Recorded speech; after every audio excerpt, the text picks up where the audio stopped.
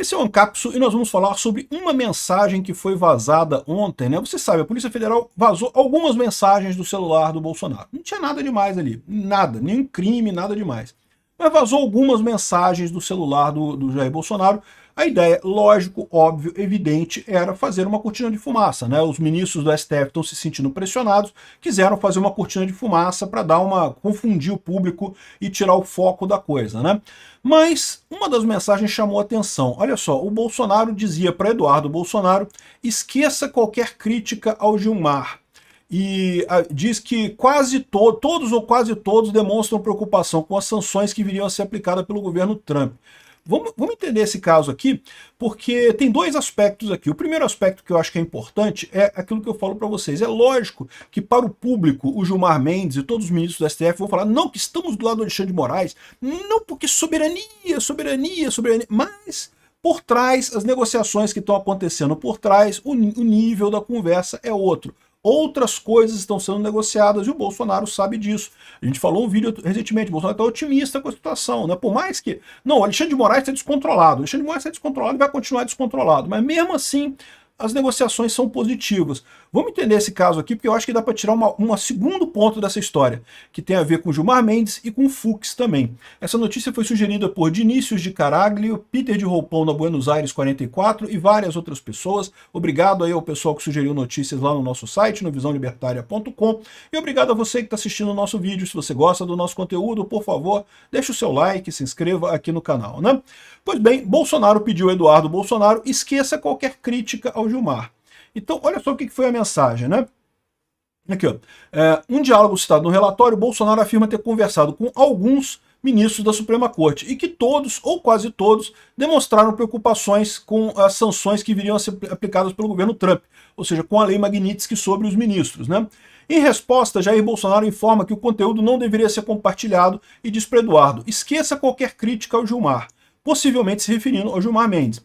O ex-presidente então afirma que tem conversado com alguns do STF, todos ou quase todos demonstram preocupação com sanções, referindo-se a medidas que viriam a ser adotadas pelos Estados Unidos contra o Estado brasileiro, não, contra o ministro Alexandre de Moraes, né? Por fim, Bolsonaro pede que a conversa continue por meio de ligação telefônica. As mensagens foram recuperadas no celular do presidente, coisa e tal. Enfim, o que tem de significativo nessas coisas aqui? Primeira coisa, como eu falei, existem negociações, estão sendo negociados. Todos ou quase todos do STF estão preocupados com isso e querem resolver o problema. Esquece Alexandre de Moraes. Alexandre de Moraes vai dobrar a aposta, triplicar a aposta, quadriplicar a aposta e não vai parar nunca. Mas é aquilo que eu falei para vocês, é a forma de resolver o problema. É o Congresso e os outros ministros do STF. É isso que a gente tem que focar. O Lula e o Alexandre de Moraes, esses não adianta. Esses vão dobrar a aposta, vão continuar brigando, não tem nenhum interesse em parar. Para eles não há nenhum interesse em parar, por mais que isso quebre o país, por mais que destrua o país completamente, eles não vão parar. A questão é o Congresso e os outros ministros do STF. O que dá para entender aqui é que tinha conversa. O Gilmar estavam conversando com o Gilmar, né? E, de fato, lembra que o Eduardo Bolsonaro pediu para o Trump não incluir o Gilmar Mendes e o Barroso na primeira lista da Magnitsky? Pois é, olha só, isso pode ter sido justamente conversas que veio daqui. Porque é importante notar uma outra coisa, tá? Essas coisas que foram vazadas, né? Foram vazadas pela Polícia Federal, foram vazadas porque tinha interesse. A gente não teve acesso a todas as mensagens que tinham no celular dele. Eu tenho certeza que tinham várias outras mensagens no celular do Bolsonaro que não foram vazadas. Por quê? Porque não tinham nenhum recado que o Alexandre de Moraes e a Polícia Federal quisessem dar publicamente, né? Escolheram algumas mensagens para dar esse recado, para esse vazamento seletivo e coisa e tal, para botar o Bolsonaro numa situação ruim nessa história, né? E, curiosamente, também colocam o Gilmar Mendes numa situação ruim. Colocam o Gilmar Mendes como alguém que está negociando com o Bolsonaro. A verdade é essa, né? Aqui, ó, lembra dessa história? Tarcísio, Gilmar Mendes e o pedido de liberação do passaporte de Bolsonaro que ele nega ter feito.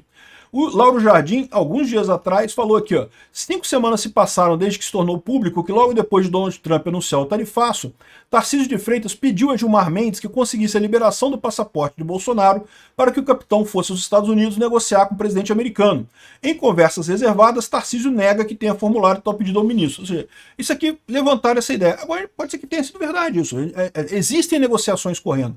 Lembra que eu falei para vocês que uma das coisas que era a proposta, aparentemente, do Trump é justamente justamente colocar o Bolsonaro como o fiador do pacto entre Brasil e Estados Unidos. Ou seja, dessa forma ele não poderia ser preso, né? Qualquer coisa que anulasse o Bolsonaro também acabaria com a economia brasileira. Mas o que aconteceu? O Alexandre de Moraes foi mais rápido e proibiu ele de falar qualquer coisa na internet para evitar, inclusive, que ele, né, fizesse esse papel, que ele falasse com o Trump, que ele pedisse para o Trump para reduzir tarifas e coisa e tal. Eu não duvido nada que esse tipo de negociação aconteceu. Envolveu o Gilmar Mendes, envolveu o Tarcísio, envolveu o Bolsonaro. E o fato disso ter saído nesse vazamento aqui é um recado do Alexandre de Moraes para o Gilmar Mendes. O Alexandre de Moraes está puto com o Gilmar Mendes porque o Gilmar Mendes deve ter se afastado dele. Como eu falei para vocês, né, lá no STF, depois que o Eduardo Bolsonaro pediu ao Trump para não incluir o Barroso e o Gilmar Mendes na primeira leva de Magnitsky, e de fato a primeira leva de Magnitsky veio só o nome do Alexandre de Moraes, você pode reparar que o tom das críticas do Barroso e do Gilmar Mendes diminuíram. Não é que eles... Se você perguntar, eles vão falar, não, porque estamos do lado do Alexandre de Moraes, é lógico, é muito importante, coisa e tal, mas o tom ficou muito mais baixinho. O Barroso praticamente não fala mais nada com ninguém, tá quieto, silencioso. O Gilmar Mendes, outro também que não fala mais... Ó, quem conhece esses dois, que não conseguiam ficar com a boca calada, falavam tudo, davam um palpite em jogo de futebol, em desenho animado, em Pokémon que você gosta mais, davam palpite em qualquer coisa. Agora estão tudo tão quietos, os dois, né? Por quê? Exatamente por isso. E escalaram o Dino para fazer a defesa do Alexandre de Moraes com a questão da Magnitsky. Ou seja, o que dá a entender nessa história aqui também é que teve um recadinho do Alexandre de Moraes para o Gilmar Mendes. Olha só, Gilmar, eu tenho um ganchinho com você, olha só. Tu estava do meu lado, tá saindo do meu lado? Não, não pode sair da máfia, não. Quando é na máfia, uma vez na máfia, sempre na máfia. E isso lembrou muito esse outro caso. Vocês lembram, né? Lá no final de julho, foi logo depois que o Bolsonaro teve aquelas medidas restritivas e coisa e tal. E o Hélio Lopes, o deputado Hélio Lopes, chegou a fazer um acampamento na frente do STF. E aí, naquele momento, o STF lançou um monte de mensagem do celular do Bolsonaro também, que não tinha nada a ver. Naquele momento, o Luiz Fux já tinha dado uma escapada dessa história. E tinha a informação, já tinha votado contra as liminares, né, a restrição do Bolsonaro. E aí, uma das mensagens que vazaram é que o ministro identificou mensagens enviadas ao ministro Luiz Fux. Então, naquele momento, foi o Alexandre de Moraes sacaneando o Fux. O Fux está do lado do Bolsonaro. E agora, ele está fazendo a mesma coisa com o Gilmar Mendes. O Gilmar Mendes está do lado do Bolsonaro. O Alexandre de Moraes está percebendo que está ficando sozinho nessa parada.